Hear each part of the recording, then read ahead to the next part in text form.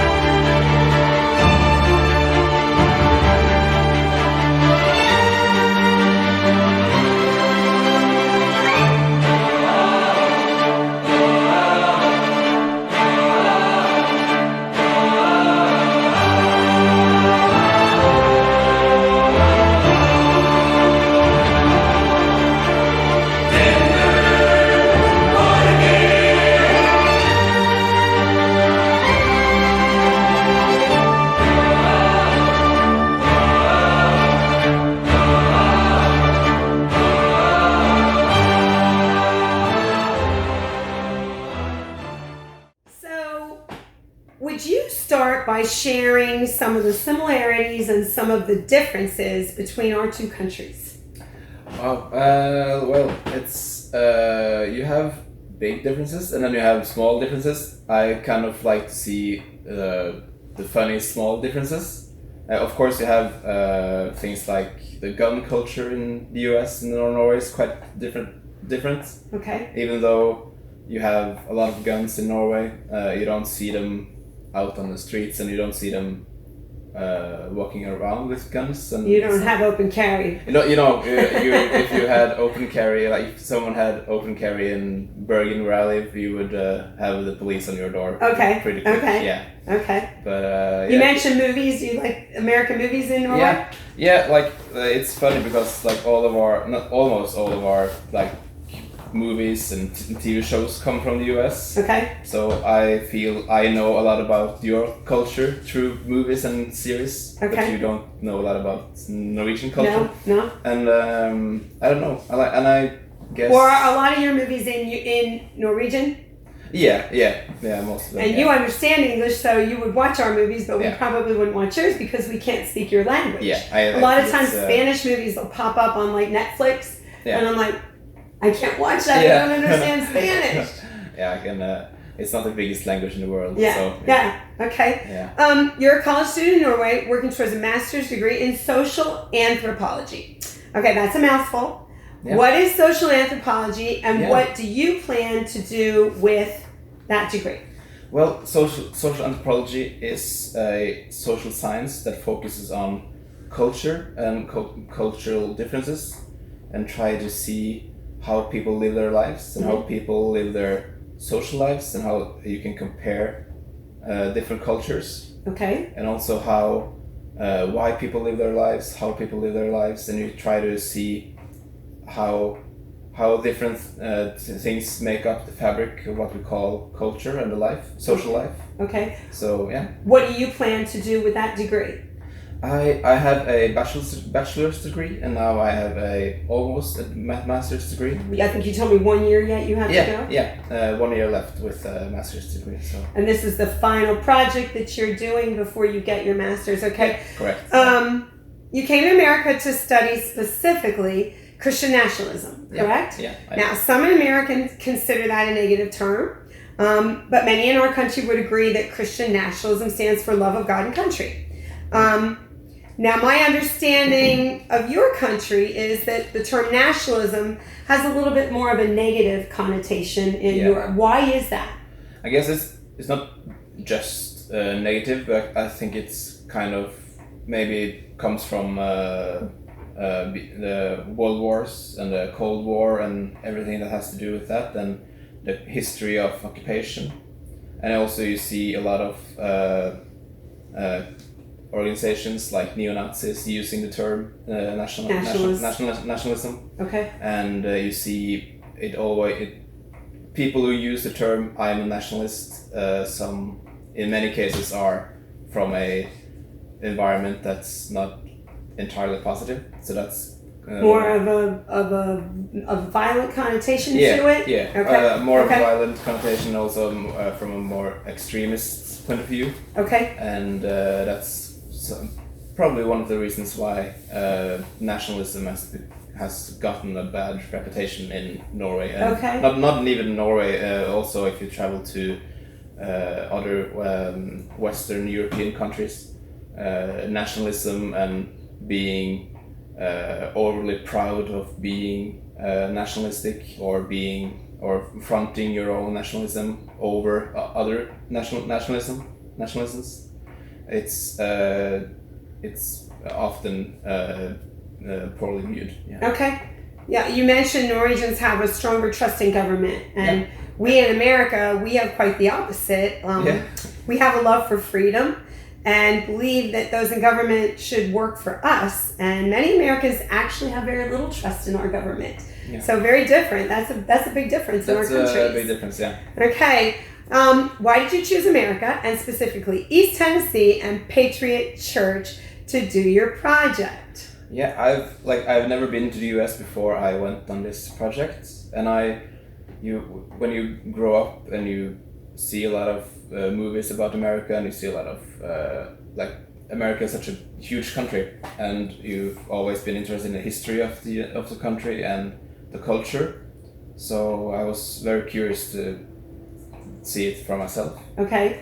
And how I ended up in Tennessee, I did some research on Christian nationalism. And, you told me this story. So. I did a research on the term and Christian nationalism in the US, and a few names popped up, and one of the names was Greg Locke and Ken Peters. There you go. Ken Peters like to say that he comes in on the second place behind Greg Locke, but I regard him as first place because I sent a lot of emails to Greg Locke, but he never responded. Okay, so Ken responded to you. Ken responded, yeah. So he was so nice to me on email, and we also had some phone calls back and forth. Okay. And so he showed curiosity on the project, and he thought it sounded interesting. So we agreed that I could come here in January, and I've been here now since January and heading back in June. So, okay. Ken never shuts down controversy. He actually likes to take it on, and he likes to put his side out there, but he's always open to other people's feelings and opinions, and I hope you found that through Ken. He's a really... and if you if you Google Ken Peters, you find him in all sorts of newspapers across the whole world. Yeah.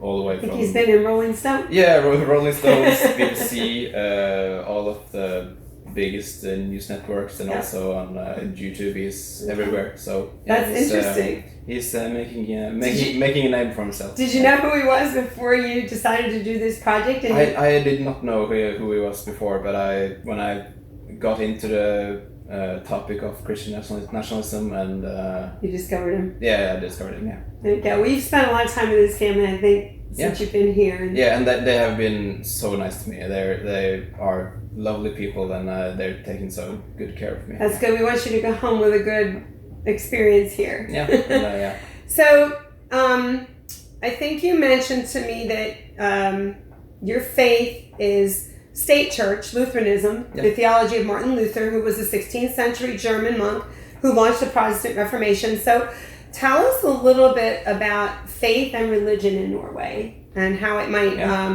differ from what you see here in America. I think religion in the US is more public. You are more public with both religion and politics in the US. I think you have everyone has those stickers on the car, and you have huge flags in your neighborhoods, and you post a lot about it on social media, and you're not afraid to talk to everyone what you believe and why you believe. In Norway, religion is more of a private matter. Okay. It's I think people kind of frown upon people who are overly public with their religion. And I think it's mainly because maybe Norwegian like their privacy a lot, and they don't tend to be overly social with strangers as you do in the US. Yes. We joked about when you came here, everybody waves. Especially in the South. Everybody waves and everybody says hello, and if you sit on a bus, everyone talks to you, and in Norway now? No, the best thing for a Norwegian is to get on a bus and you can have a seat for yourself. You don't have to talk to anyone. You like your space. I like we like our space. And So you've been involved. You did get involved in a lot of our church activities. I think you went to Washington to a TCAP. Yeah. And you've done the PNET with Pastor Sharam. You've done some men's Bible studies. You've done our worship services, of course. And I think actually our big Patriot Church conference is going to be your last weekend here, correct? That's going to be my last. So you'll get to experience the Patriot Church conference and all the speakers that are coming in next weekend. My question would be, was it like you expected? Or was it very different than you thought it would be? When you came here, did you expect us to be that open and that exuberant about our faith and our politics? Or did you think we would be kind of in between, a little more calm? Both yes and no, I guess. It's a lot of similarities. Like when I attend church services at the Patriot Church, it's pretty similar to a Norwegian Pentecostal church. Okay, so there's a Pentecostal movement in Norway. Yeah. The build up of the songs and how how you do the raise our hands in worship. Yeah, the normal the way you conduct the church service is pretty similar. Yeah. Okay. Yeah. The way it kind of differs is when you kind of pull in politics and how you kind of use the examples of bad politics and good politics, and you kind of use the politics point of view in the religious. That would be very frowned upon in Norwegian. I've never been to a Norwegian church service where they where they talked about how bad or good the prime minister is, or how they like the one candidate over the other candidate, and so that's kind of the main differences between the Norwegian and the U.S. And I think you mentioned in the men's Bible study that people have talked about this book, Letter to the American Church, and I think this is an excellent book by one of my favorite authors, Eric Metaxas, and I actually have an upcoming show that I plan to discuss in detail this book, Letter to the American Church. There's actually a woman in our church who has a close family member that survived a Nazi Germany camp. And I believe that she's going to have a lot to share with us when I finally do that show. But one of the reviews of this book reads, a prophetic trumpet blast warning of the parallels between the darkness of a previous era and the coming darkness of our own. Letter to the American church lingers in the chambers of the heart and pleads with the hearer to reckon with this message of a modern watchman on the wall. The German church in the 1930s was silent in the face of evil. In many foreign nations, the church has been adamantly opposed to the idea of political liberty. In America, it was the churches that helped encourage, create, and sustain a culture of liberty. The monstrous evil that befell the civilized world precisely because of the German church's failure is likely a mere foretaste of what will befall the world if the American church fails in a similar way in this hour. Now, I believe this book is, and books like this and opinions like this are what motivates Patriot Church to speak biblically sound truth, and why Christian nationalism, which we see as love of God, family, and country, is on the rise in America.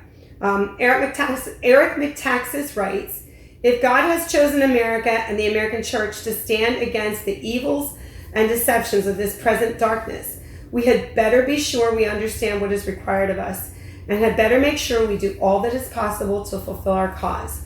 We feel called to be courageous enough to speak unambiguously against the massive anti-Christian forces that now threaten to permanently transform American society and bring to an end America's role as a beacon of freedom for the world. So essentially, we need to follow in the footsteps of Bonhoeffer. We must not be thoughtlessly sucked along into the mainstream of popular thinking, since that is often the broad road that leads to destruction.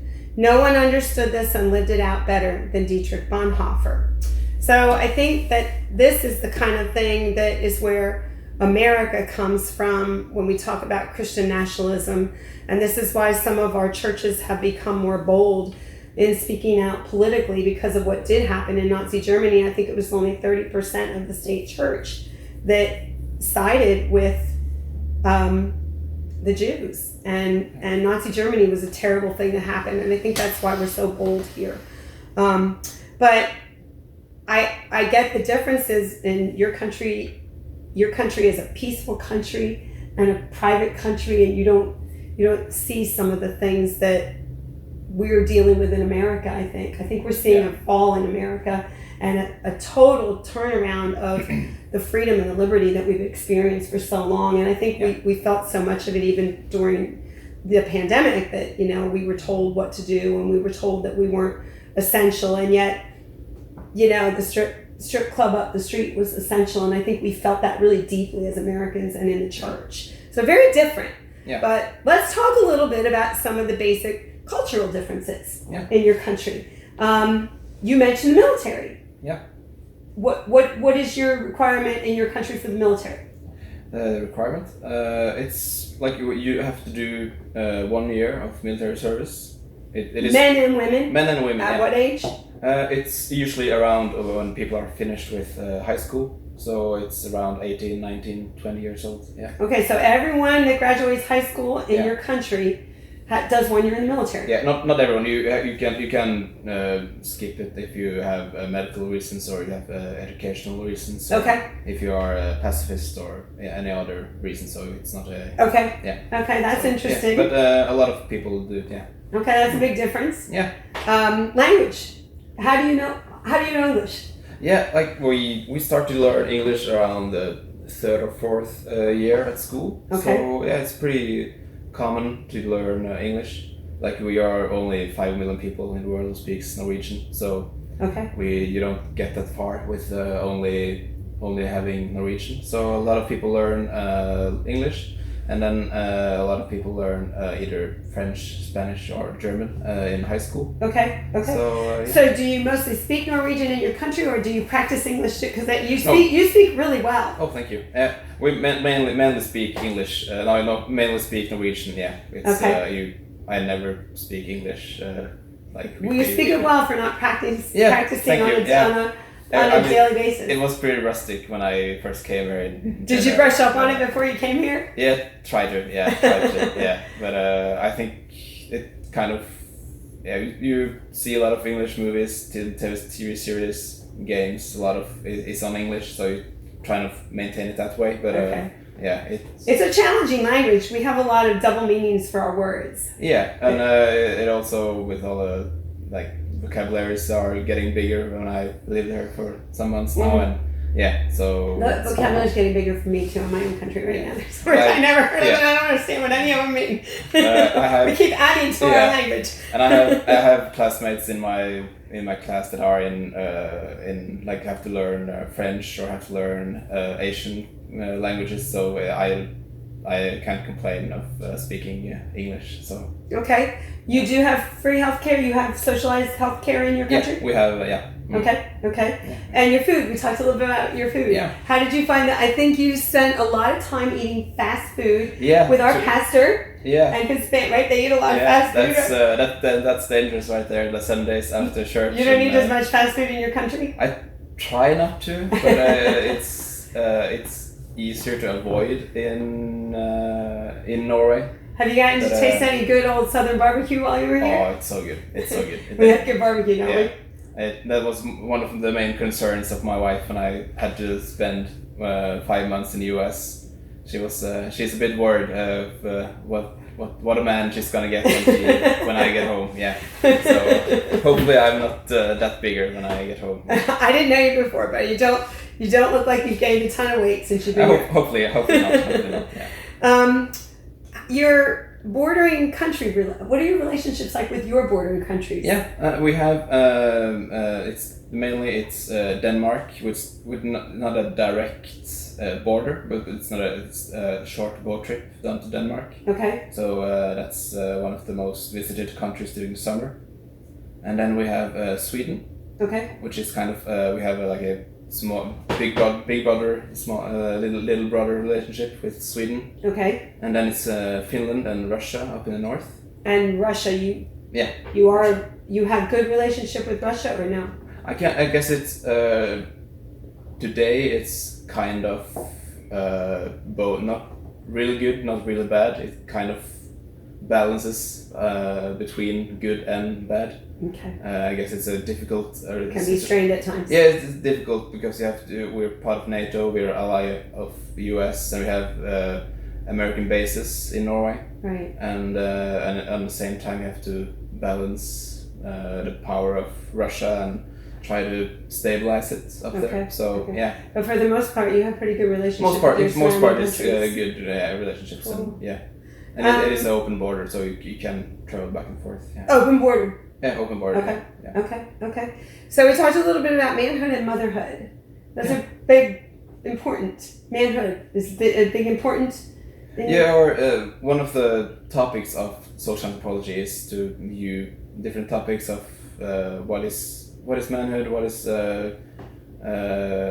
womanhood, and what is like the social roles of those in. So that's part of your project that you're working on. Not mainly my part of my project, but it's part of the degree. Yeah, to try to understand that being a man is different in Europe than to Asia or Africa or America. Yeah. Okay. Interesting. Now, Micah, Pastor Ken's son Micah, he'll be coming to Norway as a missionary soon. And you mentioned to me that religion is more of a private thing in your country. Now, is your country open to missionaries? They are, yeah. But I think he has been in Nepal for a year, I think. He was in Nepal for a year, which is probably going to be very, very different than your country. I think he's going to meet people on the street that are both glad to see him and also more skeptical to see him. Okay. Being that religion is a more private matter.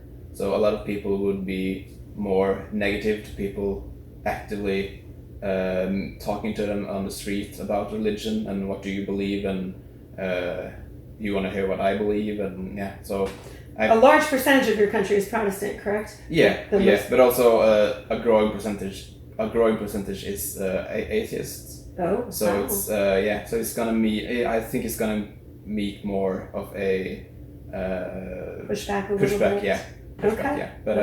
not like hostile pushback, but Uh-huh. I think it's going to be a different story from the Nepal. Yeah. So we'll have some good stories from him when he comes back from Norway. Yeah. Did you get to hear his stories when he came back from Nepal? Yeah, that was very, That was really interesting. Yeah, So we'll have some very different stories when he comes back from Norway. Yeah, I think so. Yeah, and Very it's different countries. very different countries. Yeah. Okay, Yeah. very cool. So when we had coffee last week, I asked you what surprised you the most about your studies here and your time here, and you actually said that something that actually has surprised me a lot, the demon focus here was surprising to you. Yeah. Talk about that a little bit. I think you got to go and see Greg Locke's movie come out in Jesus' name, which some of that was surprising to me too. So talk a little bit about why that was such a surprise to you. I think being raised in a Christian family and also attending church and going to Christian activities growing up, we never had a big focus on demons, and that's also was one of the things that has been very interesting to kind of observe here during my project, and both demons and also how you view the end of the world, and that how Jesus is coming very soon, right. and that's also interesting for me to see how that affects your not only your faith but also like your social life. A lot of you have moved from California and Illinois and Washington and a lot of states to come, like you call yourself like religious or political refugees. So that's kind of a funny. They've escaped some of the more liberal parts of the country to come to the more conservative parts of the country. That's interesting to kind of observe and talk to people that feel they have to move from state to state because they can't live the lives they want to live. Under the persecution, they're definitely feeling more persecution in some of those areas of the country. And like I said, America is used to freedom, and we're feeling closed in on in some of those states. I have to say too, the demon thing, when you said that, it clicked with me because I feel like we're seeing in America a lot more demonic presence here. We're seeing it everywhere. We're seeing this going on, and Greg Locke's movie brought out a lot of it. We're seeing in Super Bowl, we're seeing all kinds of demonic things going on. And I was actually surprised at the end of the movie, like you were, about getting rid of the demons. That was really kind of, I wasn't raised that way either. No. I was raised very evangelical, Baptist, very conservative. You went to church on Sunday, you sang your songs, and you felt good when you left, and it was all good. But I think we are, as we're ending and nearing the end times, I think we're seeing more of a demonic force on the earth, and very strong in America, very strong here. So I found that interesting because when you said that, it was like, the demonic has surprised me a lot too. And it is also interesting for me as a social scientist to kind of observe what you think of what are demons, what do you think demons are, how do you kind of spot a demon. And you have a lot of cultures are dealing with the demons, and I think it's going to be interesting for me to kind of draw parallels between like your view of demons and how people in other parts of the world view demons. And I think that's going to be one of the most interesting things about the paper, and also how demons affect your life and social life, and how your relationships when you kind of think that demons are everywhere, and who can be a demon and who cannot be a demon. And will your paper be or your project, will it be strictly for your school and degree purposes, or will you be able to make it public for some people to read? It's going to be public in the sense of it's going to be public in like the university library. So it's going to be, you can go to the website and when you finish it, we'll be able to go to that university library and read your research on. That'd be really interesting. And that's also like one of the both good things and bad things about doing fieldwork, because you are getting so closely connected to people, and it's a bit terrifying to have to go back in August and begin to write about personal stuff and write about the people you become very well attached to and become friends to, and Yeah. So it's gonna be challenging to write a thesis that people can read, and then Right. how are they gonna think of what I read in the paper, and Right. I hope so I have to. It's gonna be challenging to balance how. Yeah.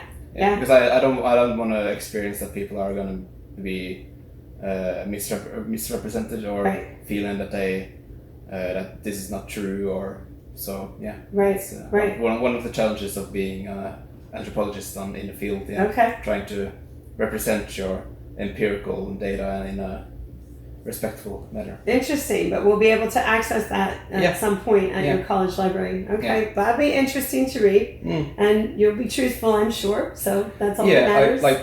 My main goal isn't to my main goal is to kind of represent the empirical data and in the best possible way, and not to do I'm not a journalist trying to do a hit piece, or not a You're going to keep your opinion more out of it, and it's not about, it's plainly about my observations and my empirical data and my notes during the meetings, and so I'm not gonna. And you have a lot the members of the church are pretty diverse. Yeah, you have a lot of diverse meetings. Yes, and yes, I try to filter out the more extreme. Yes. That kind of don't represent all of you. Right. So if I could only represent the more extreme. And kind of paint a picture of. You won't be able to work for any major news media. You do know that, right? Yeah. So that's. That's not your goal. I know. Yeah. So try to make it as fair as possible, and trying to represent the empirical data as good as possible. Yeah. That's good. Truth is important. So I mentioned in the beginning of the show that I think the world would be a much better place if we all understood the cultures that people come from. You come from a very different culture than I do, and I think that cultural background has a lot to do with what a person believes in politically, spiritually, morally. I follow a woman from China. Her name is Chi Van Fleet. She describes herself as a Chinese by birth, American by choice, survivor of Mao's Cultural Revolution, defender of liberty. She was born in China and lived through the Cultural Revolution and was sent to work in the countryside at the age of 16. After Mao's death, she was able to go to college to study English and has lived in the United States since 1986. In 2021, she delivered a school board speech in Loudoun County, Virginia, which Loudoun County, Virginia was all over the news when critical race theory was a big thing. And she came out with a speech that went viral and ignited a national conservative media attention. She now devotes her time and energy full-time to warning about the parallels between Mao's Cultural Revolution in China and what is unfolding in America today. Robbie Starbuck is a Nashville former political candidate that I also follow. Robbie says that his family fled Marxism in Cuba as it swept through the country like wildfire, burning down everything it touched. We face a similar Marxist threat from the woke ideology that is poisoning our colleges, media, and entertainment in America. He says that he can't stand by and watch the country that he loves fall the way his mom had to watch Cuba fall to Marxism. Our own Pastor Shahram Hadian was a former Muslim born in Iran that came to America to escape an oppressive Islamic regime. He often shares stories of his past experiences in Iran, which was originally Persia. So I think these are all people from very different cultures and backgrounds that I grew up in. I grew up in a very free America. You've grown up in a very peaceful Norway. Yeah. And I think we all have a part to play. And I think part of the reason America is feeling this fear of oppression is because people like Shahram Hadian and Robbie Starbuck have come to our country, and they're seeing patterns that they faced in their countries being repeated in our country, and there's a real fear that if we're not careful, that door is going to open wide and we're going to be living under communism if we don't stand up politically. So I think these are interesting people that I like to follow because I like to hear their take and opinion on what could happen to America if we don't stand. There's some interesting verses in the Bible regarding cultural differences in the nations. Genesis 11:9 reads, "Therefore its name was called Babel, because there the Lord confused the language of all the earth." We all have different languages. We all have different cultures. Psalm 67:5 reads, "God be gracious to us and bless us and make your face shine upon us as a nation. Make us strong but peaceful. Make us just and also merciful." So I think my conclusion for the time that we've spent having coffee and now chatting today, Norwegians are very private, peaceful, relatively tolerant and accepting people. And you'll finish your degree in a year. And you came here in January, you've been here 5 months. And I would love to know, how has your time at Patriot Church surprised you? And maybe just sum up your experiences here and what you'll do. You just shared a lot of what you'll do with the information and knowledge that you've gained. Yeah. But what's it been? Have you enjoyed it? Have you loved it? Have you hated it? Can you not wait to get home? Sum up your time here. It's been, what, 5 months you've been here? 5 months now, yeah. Okay. Well, it is, oh wow, it's difficult to try to summarize it in a short sentence, but it's been a blast. Yeah, it's been so fun and so interesting, and people have been so welcoming and so nice to me all the way. Like I was kind of nervous to come here because I didn't know if you were gonna be like very skeptical towards me.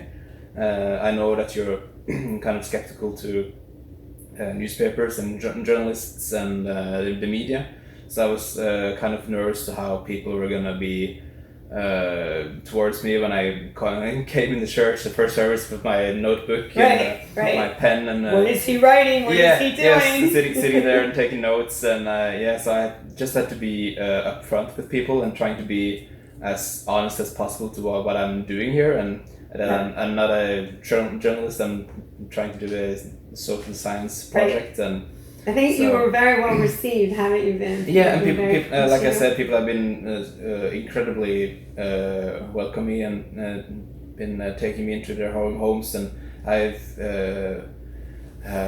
made a lot of friends and a lot of good people have met me. So it's been so nice, and it's been going so fast. Also, like the 5 months have just blew past. So it's gonna be good to come home also. I'm sure it is. Yeah. One of the first times that I really got to meet you, I'd seen you in church. I think you sat next to me in church, and then we just started Patriot TV, and you were in this office sitting right there at that, and you were. I could tell you were observing. I didn't know much about you, but Ken told me a little bit of who you were and what you were doing, and said I just sat next to him in church last week. Yeah. And I hope you felt. I think we have a very friendly church. Yeah, and for the most part, people are very welcoming and friendly. Very unlike what sometimes the media portrays us to be. Yeah. They think we're all violent and they say some crazy things about us. But I hope you felt welcome here. Yeah, incredibly. The time I've gotten to know you has been really awesome. I think. We're gonna miss you. Yeah, we're gonna miss seeing you. We got to meet your wife for a short. Did she enjoy her time here? Yeah, she loved Tennessee, and she loved coming here, and we would love to come back on vacation and just. Well, I'm sure you're gonna have people you can stay with when you come back. So would love to come back here for our vacation. And you're gonna meet up with. You'll be able to meet up with Michael when he comes over. He'll be a distance from where you are. He's gonna be on the east side of Norway, so it's around 6 hours drive away, but it would be lovely to see him, and also if Ken and Valencia Peters are taking the trip over to see him, it would be very nice to take them for a. You have a lot of family in Norway? Yeah, both big family, both on my side and my wife's side. Okay, so, okay, very cool, very cool. Take them for a road trip in Norway. Very cool. Yeah. Well, we all come from different geographical places, different backgrounds and upbringings, and I just found it interesting that you chose Patriot Church in Lenore City to come and complete your project. In the end, when Jesus returns to collect his harvest, take us to our eternal home, all of our differences will no longer matter. 9 reads, all the nations you have made will come and worship before you, O Lord. They will bring glory to your name. So, thank you for joining us. Yeah, thank you. Is for there having me. anything else that you would like to share or say? Well, it has to be a big thank you to the Petra Church and the members of the Petra Church for having me for that many months and for welcoming me in such a good manner. Yeah. That's awesome. Well, we're going to end this with another clip from Norway, your beautiful country, because I think it will be really nice for people to see how pretty. When I knew we were going to do this interview, I went on and Googled, and what a pretty country. It is. I'm sure you're homesick. Yeah, it's gonna be good to come home. Yeah. It's beautiful. So we're gonna end this with that, and thank you for joining me today. I welcome you to tune in every Friday at 2 p.m. Eastern Standard Time. We are called to stay busy and occupy until he comes. I will be here every week to inform, encourage, and ignite all in the spirit of faith. I'm Janet Palumbi. See you next time on Patriot TV. Thank you, Matthias. Thank you.